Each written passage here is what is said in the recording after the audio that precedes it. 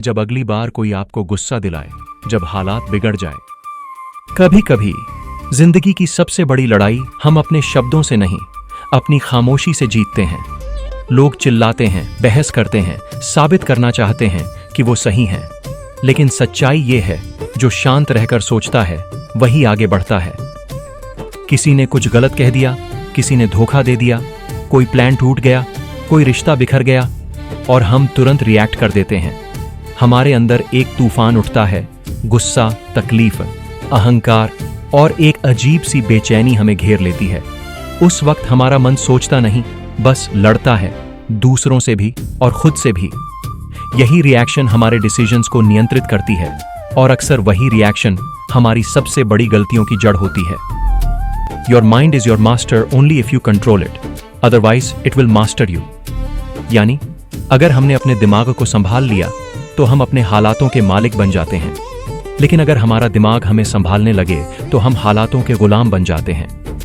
Reaction और response में बस कुछ सेकंड्स का फर्क होता है, लेकिन यही कुछ सेकंड्स तय करते हैं कि हम जीतेंगे या हारेंगे। एक शांत व्यक्ति भी उसी इंसल्ट, फेलियर या हार्ट ब्रेक का सामना करता है जो एक गुस्सैल व्यक्ति करता है। फर्क बस इतना है कि एक रिएक्ट करता है, दूसरा रिस्पॉन्ड करता है। रिएक्शन भावनाओं से चलती है, रिस्पॉन्स बुद्धि से। रिएक्शन में ईगो होता है, रिस्पॉन्स में अवेयरनेस। रिएक्शन में आवाज ऊंची होती है, रिस्पॉन्स में सोच गहरी होती है। और यही फर्क है। हम सबकी जिंदगी में हर दिन छोटी छोटी लड़ाइयां होती हैं।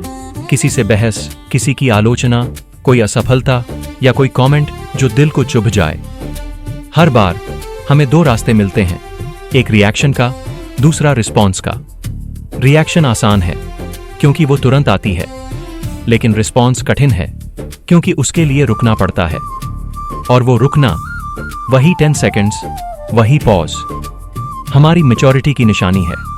जब कोई हमें गुस्सा दिलाए, अपमान करे या उकसाए, हम तुरंत कुछ कह देना चाहते हैं ताकि हम हारें नहीं, लेकिन असली जीत तो वहीं से शुरू होती है, जब हम खुद से कहते हैं, रुको, सोचो, क्या ये मेरे एनर्जी के लायक है? भावनाओं पर काबू का मतलब उन्हें दबाना नहीं है, इसका मतलब है उन्हें दिशा देना।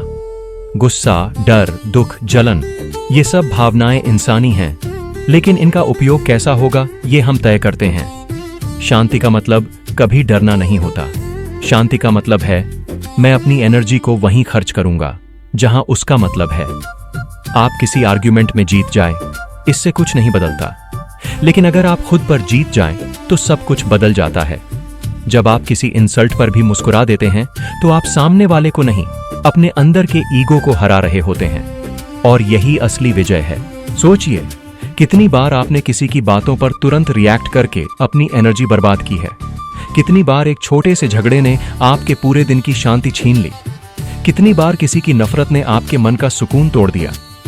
और अगर उस वक्त आप बस कुछ सेकंड्स रुक जाते, एक गहरी सांस लेते, तो शायद सब कुछ अलग होता। एक शांत इंसान कमजोर नहीं होता, वो डिसिप्लिन्ड होता है। वो जानता है कि हर युद्ध में हथियार की नहीं, संयम की जरूरत होती है। बुद्ध ने कहा था, जो खुद पर विजय पा लेता है वही सबसे बड़ा योद्धा है, क्योंकि दूसरों को हराना आसान है, लेकिन खुद को हराना कठिन। गुस्से को रोकना, अपनी जुबान को थामना, अपनी एनर्जी को रिडायरेक्ट करना, यही मानसिक ताकत, मेंटल स्ट्रेंथ है। जब पानी शांत होता है तभी उसकी गहराई दिखाई देती है। वैसे ही जब मन शांत होता है तभी सॉल्यूशंस नजर आते हैं।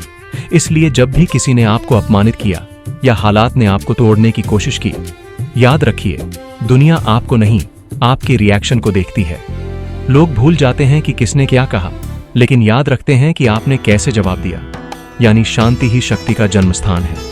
जो इंसान बाहर से शांत है वो अंदर से सबसे मजबूत होता है।